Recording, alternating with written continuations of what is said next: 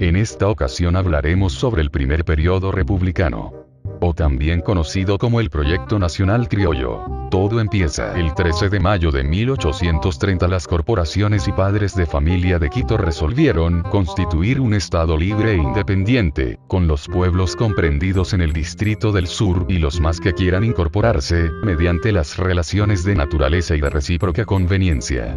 Semanas después, en agosto, se reunió en Riobamba la primera Asamblea Constituyente. Uno de los problemas que afrontaron los padres de la patria fue cómo bautizarían al nuevo país. El tradicional nombre de Quito, herencia indígena mantenida por la Real Audiencia, despertó resistencia entre los representantes guayaquileños y cuencanos. Se resolvió llamar al nuevo estado, como lo habían hecho los sabios franceses, que lo visitaron años atrás para hacer estudios sobre la línea equinoccial. Ecuador nació dominado por los grandes latifundistas, señores de la tierra que controlaban el poder regional.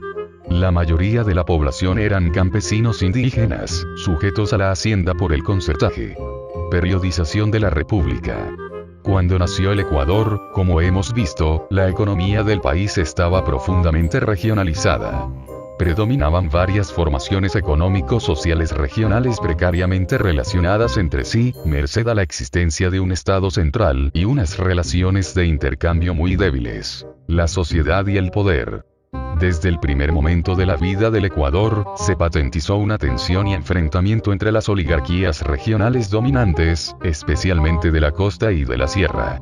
Desde luego, ambas tenían intereses comunes, pero también existían muchos motivos de tensión, como el control de la mano de obra, siempre escasa en el litoral, y la mantención de medidas aduaneras proteccionistas que defendían la producción textil serrana, pero limitaban el comercio.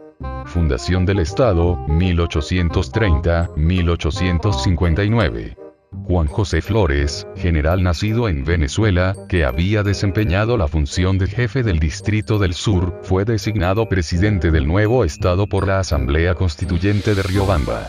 Una vez en el poder, Flores se dedicó a consolidar una alianza de gobierno entre el tradicional gamonalismo latifundista de la sierra, al que se había vinculado por matrimonio, los terratenientes de Guayaquil y los altos mandos del ejército, integrados en su gran mayoría por extranjeros. Directa e indirectamente controló Flores el gobierno desde 1830 a 1845. En 1832, incorporó oficialmente las Islas Galápagos al Ecuador. Su mandato se caracterizó por la revuelta permanente, el desbarajuste administrativo, dos guerras con Nueva Granada, como entonces se llamaba la actual Colombia, y el abuso de los soldados, dueños del país. Una desastrosa negociación de la deuda externa y el intento de arrendar Galápagos a extranjeros fueron motivos para que la oposición contra el general Francisco Robles, heredero de Urbina, adquiriera fuerza. Diversas revueltas seccionales provocaron en 1859 una crisis de disolución. En Quito, Guayaquil, Cuenca y Loja se formaron gobiernos autónomos. Consolidación del Estado oligárquico terrateniente, 1860-1875. Durante 3 lustros, de 1860 hasta 1875, la figura de García Moreno dominó la escena nacional.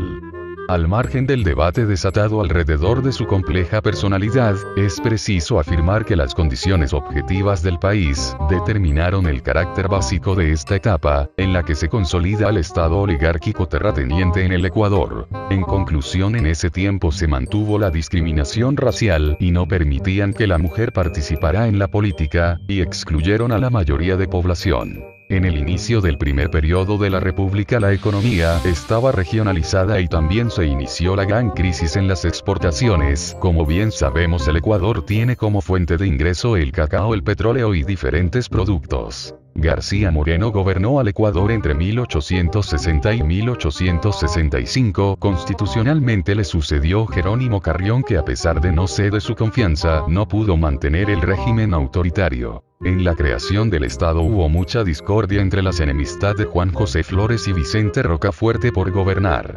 Después de tantas peleas, al fin el gobierno de García Moreno, y apoyado por Flores, salió adelante en la sierra y constituyeron el Estado. Estos datos fueron tomados del libro Resumen de Historia del Ecuador de Punto Ayala, Mora, Enrique, cuarta edición.